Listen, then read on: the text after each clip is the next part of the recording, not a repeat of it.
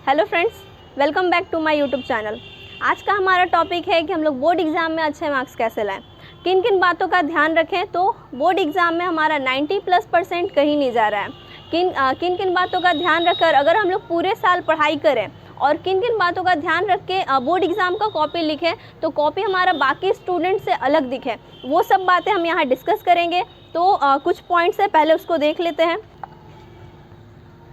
First point हमारा है कि हमें बेसिक से स्टार्ट करना है, बेसिक से स्टडी करना है, डीप में स्टडी करना है और एनसीईआरटी का स्टडी करना है। ओके, एनसीईआरटी को बेसिक से स्टडी करना है और डीप में स्टडी करना है। कोई भी एक्सरसाइज नहीं छोड़ना है उसमें, जो भी हमारे सिलेबस में है, और एनसीईआरटी का सारा एक्सरसाइज, सारा क्वेश्चन बनाना है। ठीक है, बोर्ड एग्जाम में एनसीईआरटी से बहुत सारे क्वेश्चन, मतलब कि अगर सिलेबस हमारा एनसीईआरटी है तो एनसीईआरटी से क्वेश्चन आएगा। ओके, तो एनसीईआरटी को अच्छे से रिवाइज करना है, अच्छे से पढ़ना है, डीप में स्टडी करना है। सेकेंड पॉइंट है हमारा कि हमें डेली क्लास करना है, अपना बैकलॉग नहीं बनाना है, यानी नो बैकलॉग। और हमें अपने जो भी हमारा एग्ज़ाम है, जिस एग्ज़ाम की हम तैयारी कर रहे हैं यानी कि बोर्ड एग्ज़ाम, उसमें हमें अपना कंसिस्टेंस रहना है, कंसिस्टेंसी मेंटेन करना है। ऐसा नहीं है कि एक दिन पढ़े फिर अगले दिन नहीं पढ़ रहे हैं, एक दिन 10 घंटा पढ़ लिए अगले दिन 5 ही घंटा पढ़ रहे हैं। इस तरह से आपका 90+% नहीं बन पाएगा। ओके, तो हमें डेली स्टडी करना है और कंसिस्टेंस रहना है।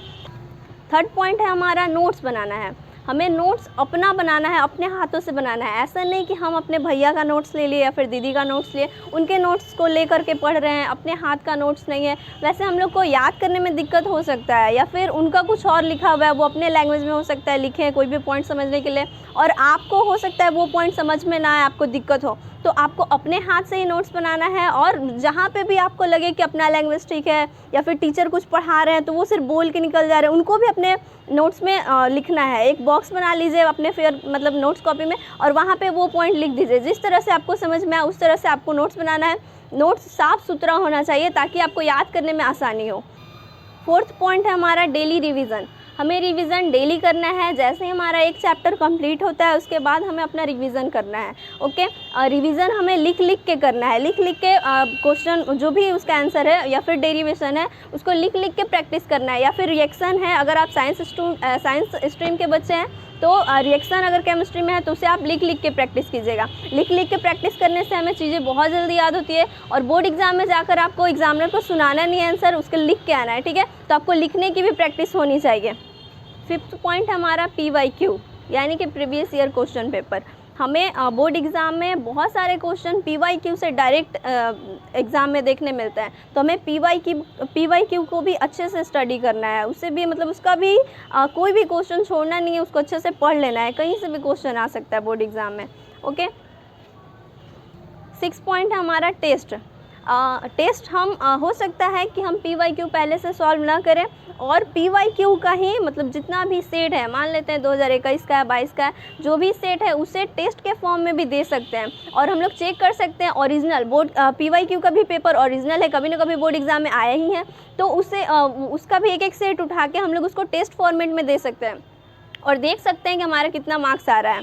ठीक है, तो टेस्ट भी इम्पॉर्टेंट है। हर चैप्टर कंप्लीट होने के बाद उसका टेस्ट दीजिए, और अगर आपका सिलेबस ख़त्म हो गया है, आप लास्ट पोजीशन में है, लास्ट में है, तो आप PYQ को उठा करके और एक एक सेट मतलब कि टेस्ट के फॉर्मेट में दे सकते हैं। 7 पॉइंट है हमारा good hand writing. Board exam में हमें वहाँ पेपर लिख के आना है, तो राइटिंग एक इम्पॉर्टेंट रोल प्ले करता है। अगर हमारा राइटिंग अच्छा नहीं होगा तो हम लोग पेपर लिख तो देंगे, लेकिन जो चेक करने वाले एग्जामिनर हैं उनको कॉपी समझ में नहीं आएगा, और कॉपी समझ में नहीं आएगा तो मार्क्स पे इफेक्ट पड़ेगा। ओके, तो हमारा राइटिंग बहुत अच्छा होना चाहिए।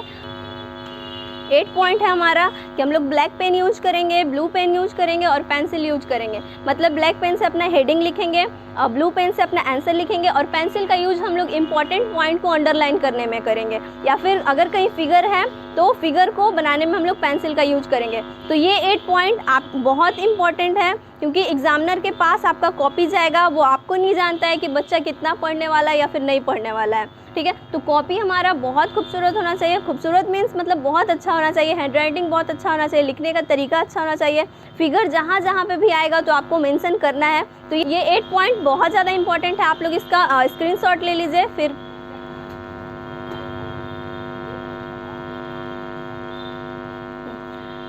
अब हम लोग ये देखेंगे कि ये वीडियो 10th क्लास के बोर्ड वाले बच्चे भी देख सकते हैं, 10th बोर्ड स्टूडेंट्स भी देख सकते हैं और 12th बोर्ड स्टूडेंट्स भी देख सकते हैं। दोनों बच्चों के लिए ये बहुत ज़्यादा यूज़फुल वीडियो है। अब मैं एक एग्जांपल ले लेती हूँ 12th क्लास के साइंस स्ट्रीम के बच्चों का, कि अपने सब्जेक्ट को कौन कौन से सब्जेक्ट को किस तरह से पढ़ें। ठीक है, 8 पॉइंट डिस्कस किए हैं, तो उसमें हम एक एग्जांपल लेके समझते हैं। अगर मैं साइंस स्ट्रीम के बच्चे 11 12th क्लास के बच्चों का बात करूं तो उनमें 6 सब्जेक्ट होते हैं। एक होता है मैथ या बायोलॉजी ले सकते हैं हम लोग, दोनों में से कोई एक, और हिंदी इंग्लिश फिजिक्स केमिस्ट्री होता है। तो हम लोग ईच सब्जेक्ट को किस तरह से पढ़ें, जैसे फिजिक्स को कैसे पढ़ना चाहिए तो उसमें कैसे हमारा मार्क्स बूस्ट करेगा, केमिस्ट्री को कैसे पढ़ सकते हैं, मैथ कैसे पढ़ सकते हैं, बायोलॉजी में किन किन पॉइंट्स का ध्यान रख सकते हैं, हिंदी इंग्लिश को कैसे पढ़ सकते हैं। ठीक है, तो ये मिला के अगर आप सारे सब्जेक्ट्स में इस तरह से मेहनत करेंगे तो आपका 90+% आ सकता है। ठीक है, तो हम लोग स्टार्ट करते हैं। पहले देखते हैं कि फिजिक्स को कैसे हम लोग पढ़ें, उनमें कौन कौन सा बात याद रखेंगे, कौन कौन सा पॉइंट ध्यान में रखेंगे तो फिजिक्स में अच्छे मार्क्स आ सकते हैं। ओके, तो फिजिक्स में हमारा 3 पॉइंट है। फिजिक्स में हमें थियरी पढ़ना होता है, डेरिवेशंस करना होता है, एप्लीकेशंस को अच्छे से समझना होता है, और तीसरा पॉइंट है हमारा फिगर। फिजिक्स में हमें पहले थ्योरी पढ़ेंगे। ठीक है, तो थ्योरी को बेसिक से अच्छे से एकदम रीड करना है, समझना है, डेरिवेशन समझना है, और उसका जितना भी एप्लीकेशंस है, अगर एप्पल ऊपर से नीचे गिर रहा है तो क्यों गिर रहा है, वहाँ पे कौन सा लो लगता है, ये सब आपको अच्छे से मतलब कि पूरे डीप स्टडी करना है आपको। ठीक है, फिगर जहाँ जहाँ पे भी फिगर आएगा, मान लेते फिजिक्स में भी बहुत जगह हमारा फिगर है, बायोलॉजी में हमारा बहुत सारा फिगर है, तो फिगर को अच्छे से करना है।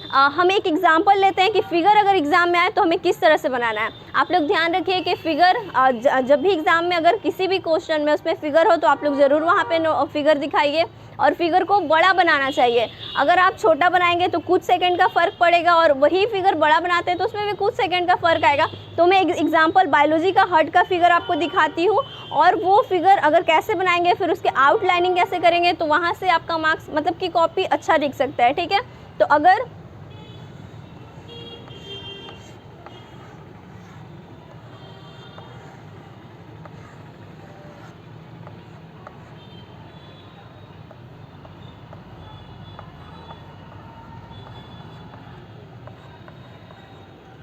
ये मान ले हमारा छोटा मोटा मान के चलते हैं, ये हमारा बायोलॉजी का हार्ट का फिगर है, तो हमें फिगर तो ऐसे ही बनाएंगे, लेकिन फिगर हमें बड़ा दिखाना है अपने कॉपी में। ठीक है, और फिगर के आसपास यानी कि उसका आउटलाइनिंग ज़रूर करेंगे। इससे क्या होगा कि हमारा फिगर अच्छा दिखेगा और कॉपी भी बहुत खूबसूरत लगेगा।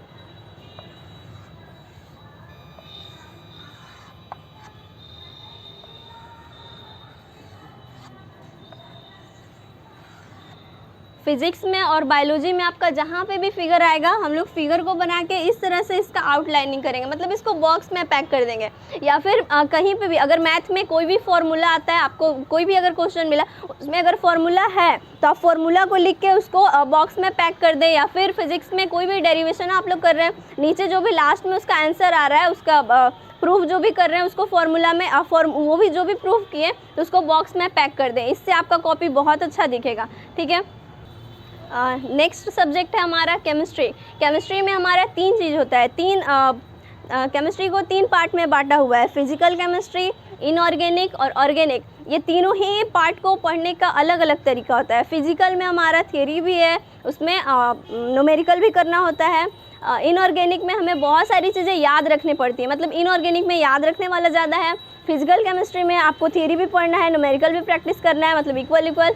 और ऑर्गेनिक में हमें रिएक्शंस बहुत ज़्यादा याद रखना है। ठीक है, और इनऑर्गेनिक में हमें समझना भी है और कुछ याद भी करना पड़ेगा। ठीक, तो तीनों को पढ़ने का अलग अलग तरीका है। तो केमिस्ट्री में फिजिकल, इनऑर्गेनिक, ऑर्गेनिक। अगला सब्जेक्ट है हमारा मैथ। अगर मैथ में सबसे ज़्यादा इंपॉर्टेंट होता है फार्मूला। अगर हमें फार्मूला नहीं याद होगा तो एग्ज़ाम में मैथ नहीं बन पाएगा, इसलिए आप लोग फार्मूला को अच्छे से रिवाइज कीजिए। फार्मूला का एक चार्ट बना के अपने आप भी जहाँ आप पढ़ते हैं वहाँ पे स्टडी टेबल पे या फिर स्टडी टेबल के सामने वाल पे आप उस फार्मूला का शीट बना के वहाँ पे चिपका दीजिए और उसको डेली मॉर्निंग में रिवीजन कीजिए। तो मैथ में सबसे ज़्यादा इंपॉर्टेंट है फार्मूला। मैथ में फार्मूला और प्लस में रिवीजन। आप जितना ज़्यादा मैथ को रिवीजन कीजिएगा, रिवीजन कीजिएगा, मोर देन रिवीजन कीजिएगा, तब मैथ में मास्टर बनते जाइएगा। तो मैथ में फॉर्मूला अच्छे से रिवाइज़ कीजिए और उसको जो भी मैथ आप लोग बना रहे हैं उसको बार बार रिवीजन कीजिए। एग्ज़ाम में अगर मैथ का पेपर देने जाते हैं आप, तो जो भी क्वेश्चन आता है आप तो पहले उसका फॉर्मूला लिखिए, उसको बॉक्स में पैक कीजिए, फिर नीचे आप सॉल्व कीजिए और लास्ट में जो भी आंसर आता है आपका तो आप उसको बॉक्स में पैक कर दीजिए। इससे आपका कॉपी खूबसूरत दिखेगा। अगला सब्जेक्ट है हमारा बायोलॉजी। तो बायोलॉजी में आप एनसीईआरटी का डीप स्टडी कीजिए, हर एक पॉइंट को, हर एक लाइन को अच्छे से पढ़िए। अगर आप एनसीईआरटी को अच्छे से पढ़ते हैं तो वो आपको, अगर आप नीट का एग्ज़ाम इनके फ्यूचर में देने वाले हैं तो वहाँ पे भी आपको काम करेगा। तो बायोलॉजी में एनसीईआरटी का डीप स्टडी कीजिए। बायोलॉजी में बहुत सारा फिगर है तो आप फिगर को अच्छे से याद कीजिए, समझिए। और एग्ज़ाम में अगर फिगर आता है तो जैसे हम लोग एक हार्ट का फिगर देखें फिजिक्स में या बायोलॉजी में, एग्जाम में अगर फिगर आता है तो हार्ट का फिगर जैसे हम लोग देखे अभी, वैसे बड़ा सा फिगर बनाइए और उसको बॉक्स में पैक कर दीजिए, ठीक है। अब देखते हैं हमारा हिंदी और इंग्लिश, जो कि इजी सब्जेक्ट है। मतलब फिजिक्स, केमिस्ट्री, मैथ और बायोलॉजी से इजी सब्जेक्ट होता है हिंदी और इंग्लिश। तो उस पर पूरे साल भर टाइम देने से अच्छा है कि हम लोग उसका डेली का, मतलब कि एक एक घंटा डेली दोनों सब्जेक्ट पे देंगे तो हिंदी इंग्लिश हो जाएगा। तो हिंदी इंग्लिश को देखते हैं कैसे पढ़ेंगे। हिंदी और इंग्लिश में हमें जो भी हमारा बुक चलता है, हमारे बोर्ड में जो भी बुक चलता है हिंदी और इंग्लिश का, वो बुक का अच्छे से स्टडी करेंगे। बुक के आगे जो भी पोएट का नाम होता है और उसके साथ जो भी हमारा चैप्टर का नेम होता है वो आप अच्छे से पढ़िए, क्योंकि बोर्ड एग्जाम में वहाँ से भी बहुत आता है। और सेकेंड है कि हिंदी इंग्लिश में ग्रामर भी बहुत ज़्यादा, ग्रामर का भी सेक्शन बहुत ज़्यादा होता है। तो हिंदी और इंग्लिश में आपको कुछ नहीं करना है, बस ग्रामर को अच्छे से पढ़िए, सारे ग्रामर को अच्छे से कंप्लीट कीजिए एंड अपना बुक जो भी आपके बोर्ड में चलता है वो आप अपना बुक कंप्लीट कीजिए। ये सब तो आप इसका स्क्रीनशॉट ले लीजिए कैसे करना है कैसे नहीं करना है। And thanks for watching this video. And आपका जो भी डाउट होगा तो आप कमेंट सेक्शन में लिख के हमें बता सकते हैं। Thank you. हमारे चैनल को लाइक कीजिए, शेयर कीजिए, सब्सक्राइब कीजिए एंड अपना सपोर्ट दिखाते रहिए। Thank you very much.